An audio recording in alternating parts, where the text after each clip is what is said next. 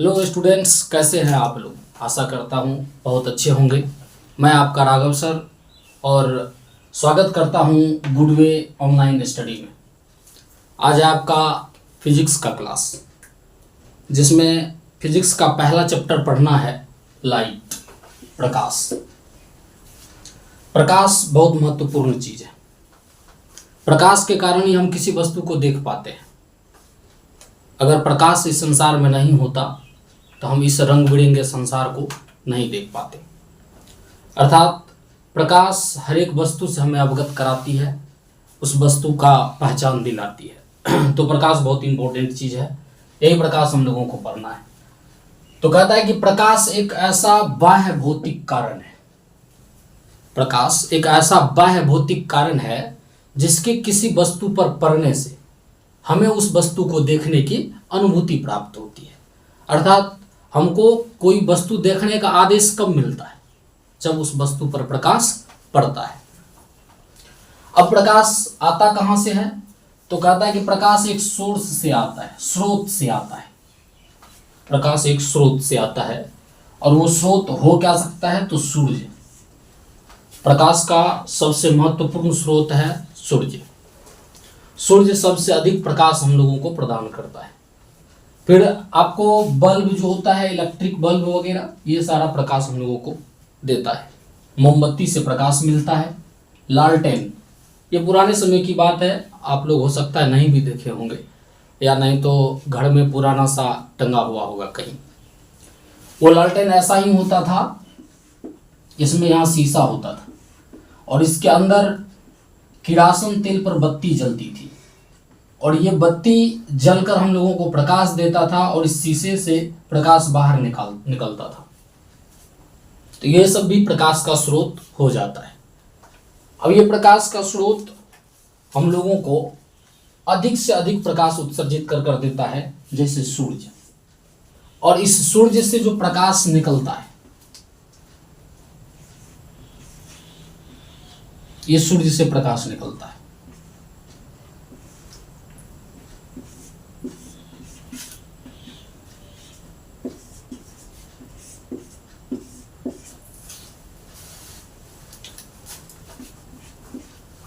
इस प्रकाश का जो गमन पथ होता है, ये प्रकाश का जैसे ये गमन पथ है, ये क्या कहलाता है? तो ये प्रकाश का किरण कहलाता है। प्रकाश का किरण कहलाता है। जब कई किरण एक साथ चलते हैं, जैसे ये हो गया प्रकाश का किरण, ये हो गया प्रकाश का किरण, अर्थात प्रकाश के किरणों का जब समूह होता है, तो इस समूह को कुल मिलाकर हम लोग कहते हैं प्रकाश पुंज। ये होता है प्रकाश पुंज। अब प्रकाश पुंज जो होता है, ये कभी एकत्रित भी हो जाता है।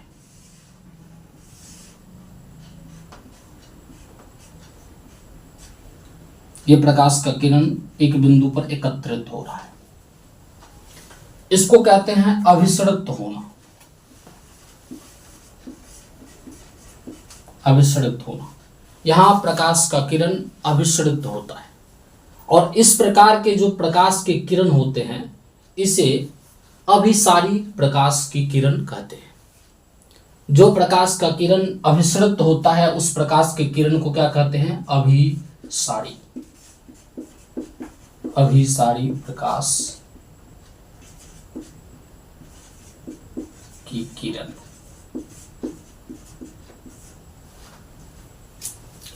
और जब प्रकाश का किरण किसी एक बिंदु से चलकर विभिन्न दिशा में चली जाती है,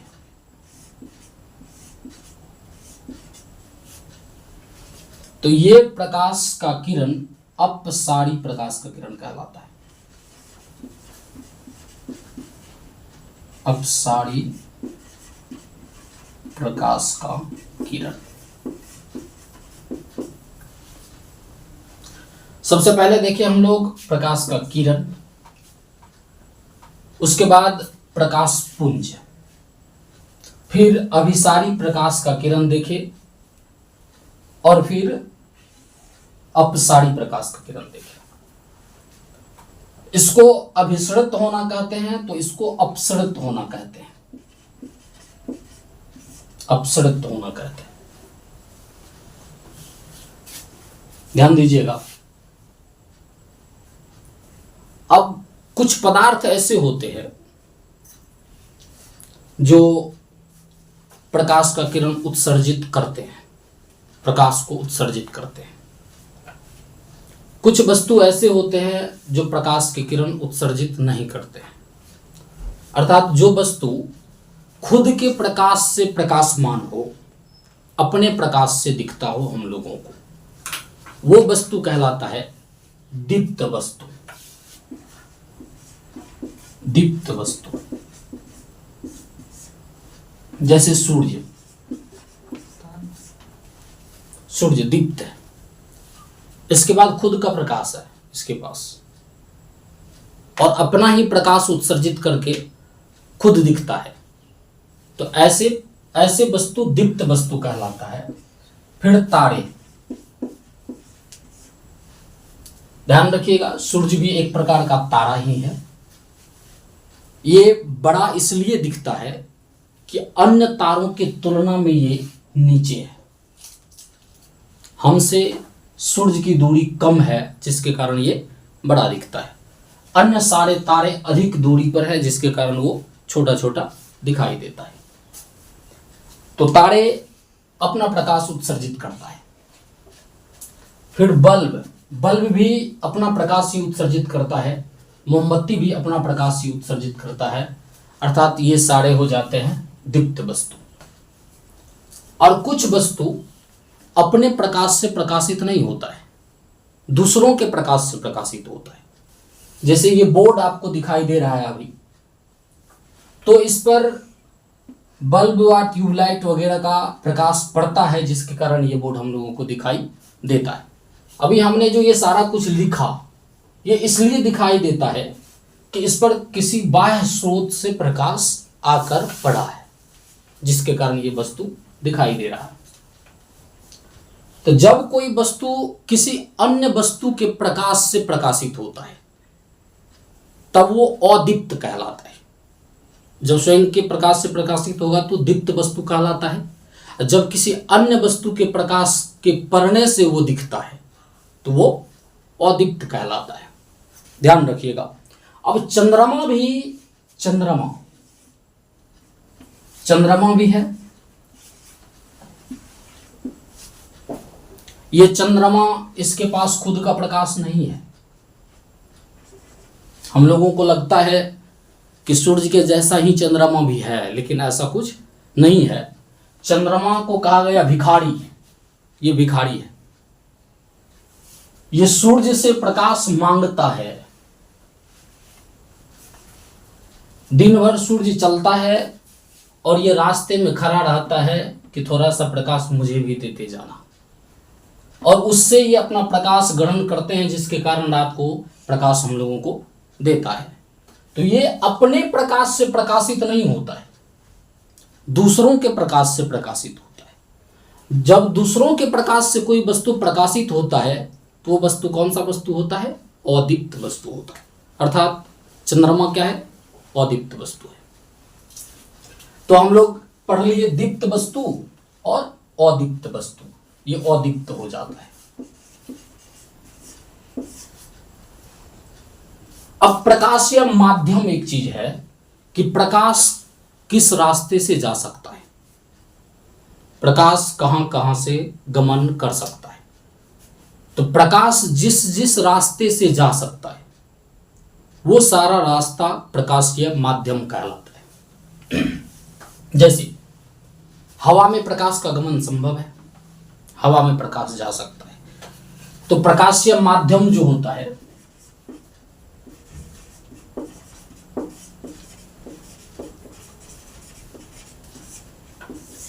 प्रकाशीय माध्यम हो जाएगा आपको हवा। फिर कांच में भी आप किसी वस्तु को आर पार देख सकते हैं। इसका मतलब यह होता है कि कांच को भी प्रकाश पार कर जाता है, अर्थात कांच में भी प्रकाश गमन कर सकता है, तो कांच भी हो जाता है प्रकाशीय माध्यम। आप जल में भी मछली को देख लेते हैं, आप जल में मछली को देख पाते हैं, अर्थात जल से भी प्रकाश की किरण गमन कर सकती है। तो जल भी क्या हो जाता है? प्रकाशीय माध्यम हो जाता है। तो जिस जिस वस्तु से प्रकाश की किरण पार कर जाती है, जिस जिस वस्तु से प्रकाश की किरण गमन कर सकती है, ये सारा वस्तु क्या हो जाता है? प्रकाशीय माध्यम हो जाता है। तो आप प्रकाशीय माध्यम भी समझ गए। अब देखिए, कुछ वस्तु ऐसा होता है, कुछ वस्तु ऐसा होता है जिसको प्रकाश का किरण पार कर जाता है। जैसे एक कांच का स्लैब लिया जाए, इस पर टॉर्च जलाया जाए, तो इसको प्रकाश का किरण पार कर जाता है। तो जिस वस्तु से प्रकाश का किरण पार कर जाता है वो वस्तु पारदर्शी कहलाता है।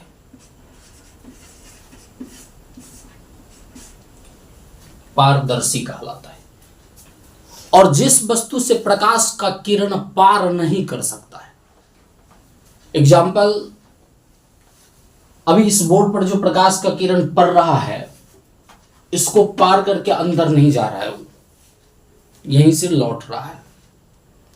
तो जिस वस्तु को प्रकाश का किरण पार नहीं कर सकता है, जैसे लकड़ी पर आप प्रकाश का किरण डालोगे, टॉर्च लकड़ी पर जलाओगे, उसके पीछे वो प्रकाश नहीं जा सकता है। तो उस स्थिति में लकड़ी क्या हो जाता है? ये कांच है। अब ये लकड़ी जो होता है अपारदर्शी हो जाता है।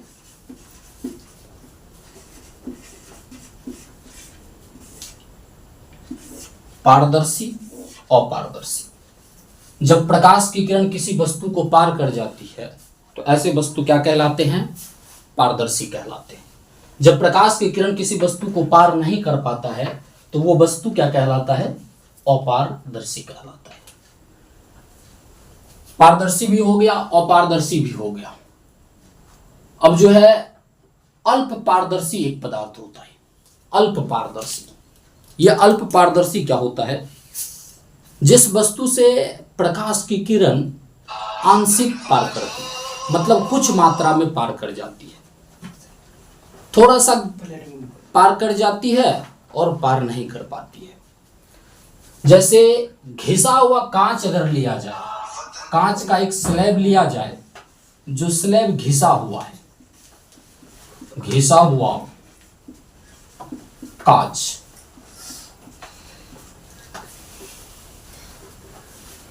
अगर कांच घिसा हुआ रहे तो उससे प्रकाश की किरण पूर्ण रूपेण पार नहीं कर सकती है। अर्थात प्रकाश की किरण का कुछ भाग यहां से लौट जाता है और कुछ प्रकाश का किरण अंदर चला जाता है, पार कर जाता है। तो ऐसे पदार्थ अल्प पारदर्शी कहलाते हैं।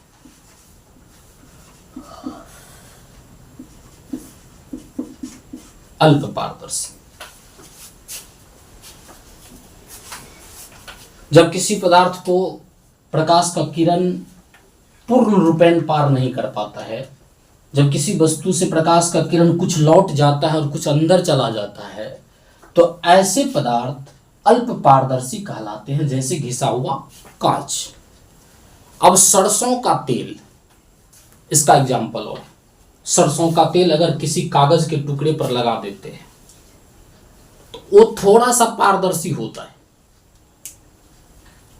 अगर सरसों के तेल में आप ऊपर से टॉर्च जलाते हैं किसी बर्तन में रखकर, तो उसका पेंदी पूर्ण रूप से दिखाई नहीं देता है, क्योंकि वो भी अल्प पारदर्शी है। अल्प पारदर्शी, पारदर्शी और अपारदर्शी। अपारदर्शी, ये तीन पदार्थ हम लोग पढ़ चुके हैं।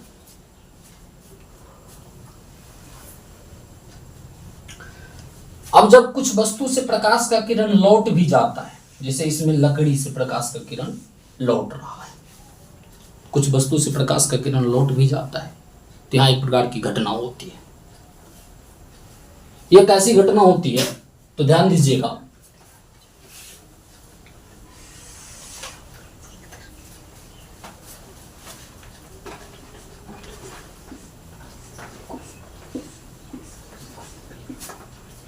ये हमने लौटने वाला जो प्रकाश की किरण को लौटा देता है, ऐसा एक पदार्थ लिया जिसका एक भाग अधिक चिकना है, अर्थात इधर वाला भाग अधिक चिकना है। तो जो जितना चिकना रहता है वो पदार्थ प्रकाश की किरण को उतना लौटा सकता है। तो ध्यान दीजिएगा, इस पर जब प्रकाश का किरण आता है तो ये पार नहीं कर पाता है, बस यहीं से लौट जाता है।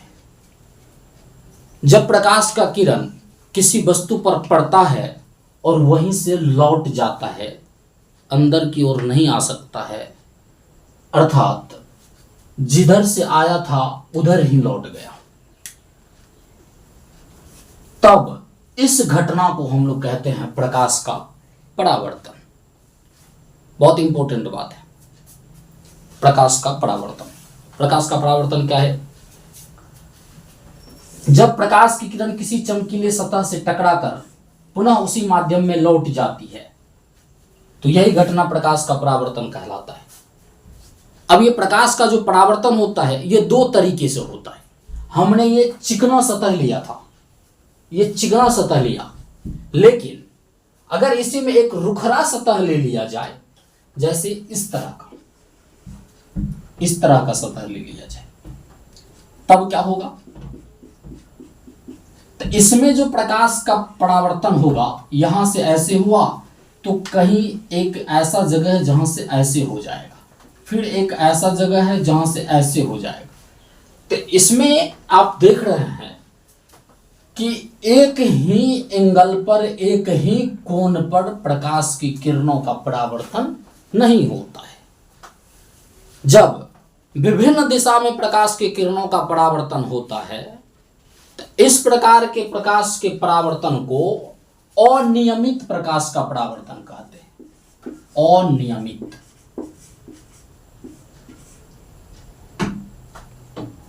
अनियमित परावर्तन। लेकिन यहां पर नियमित परावर्तन होता है।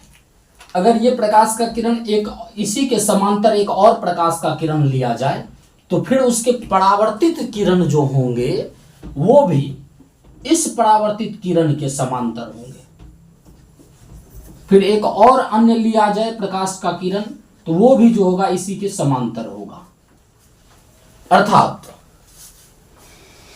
पड़ने वाली प्रकाश का किरण अगर सभी समांतर ही आ रहे हैं, तो फिर लौटने वाली जो प्रकाश का किरण है वो भी सबके सब क्या होंगे? समांतर होंगे। तो इस स्थिति में प्रकाश के परावर्तन को नियमित परावर्तन कहते हैं। कौन सा परावर्तन कहेंगे? नियमित परावर्तन। नियमित परावर्तन।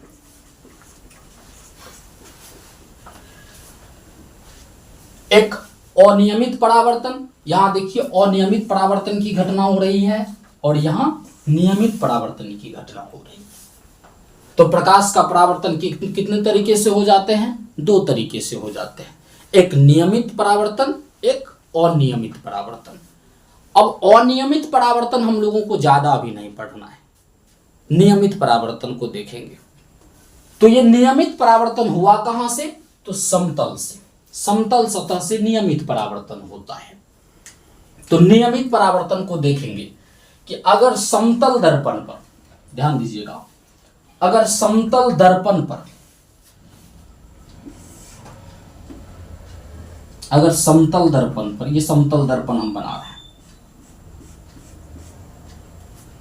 अगर समतल दर्पण पर प्रकाश की किरण पड़ती है, तब जो परावर्तन का घटना होता है यह नियमित परावर्तन का घटना होता है। ध्यान दीजिएगा, जब ये प्रकाश का किरण जो दर्पण की ओर आ रहा है, इस किरण का नाम है आपतित किरण। आपतित किरण।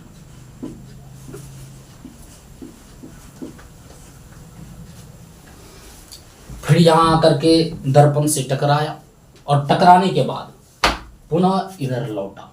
तो लौटने वाला जो किरण होता है, इस किरण को कहा जाता है